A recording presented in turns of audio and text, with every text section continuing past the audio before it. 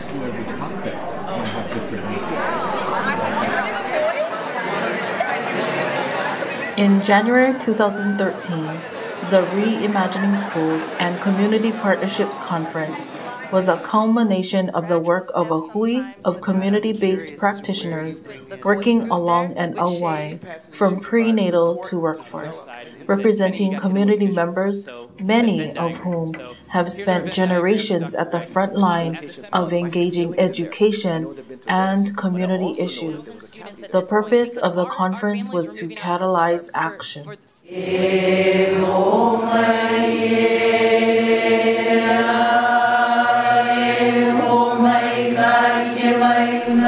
There's a broad recognition that if you're involved in education, that you're involved in community, that you're there for the right reasons, that you're there for kids, that you're there for community, of course.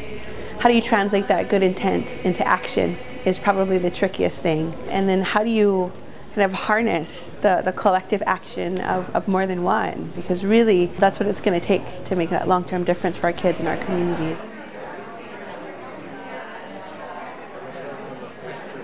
I think the strengths that Hawaii brings to the table is the precedent that the ancestors of this land have set by living on the most finite biosystem and archipelago on the face of the earth, and doing so in a manner where they are not just self-sufficient on each island, they're also self-sufficient within each watershed.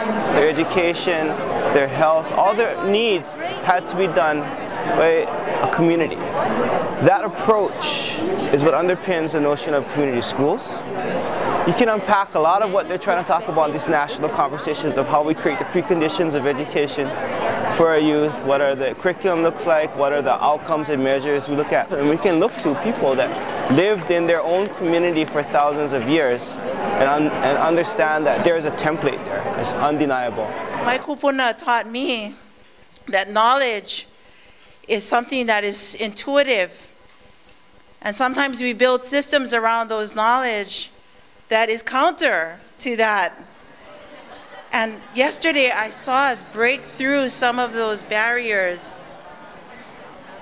We recognized them, we built them. One of the lucky things about being in my position is I get to work with great people all over the country. I mean, I mentioned in my remarks before, we have 60 or 65 systemic initiatives around the country. So these are people that are really trying to do what you're trying to do at various levels of maturity. And the team that I pulled together are folks who have actually begun to see results as a result of the work. So when you think about where our roots were, for us the community school strategy really is about creating equity in our community. What we now consider to be those core elements for us when you go to any community school is that you're going to see an array of services from 3 domains at a minimum. You have to work together. It is really all about, it's about relationships, and building relationships with people you don't like, too. People you might pass on the street and cross. It is really important to bring in your adversaries. It's important to win over people, because this is how we're all doing the same thing. We're all doing it for the same reason. And even the people who you think suck also a lot of times want the kids good. Well, one thing I bring from Cincinnati is our true belief in community engagement, and really having our community schools be based in what a neighborhood and a community wants and needs to be successful, and not necessarily a top-down approach, but really a grassroots approach to our work. And I think that is a huge, huge asset that you guys have. All of the community engagement, the knowledge and appropriate pieces of history and culture that you're looking at in Hawaii. And from the beginning of this forum and these presentations, that has been integrated in everything we've talked about. A lot of this work is not really creating, something out of nothing, but it's really discovering what's already there.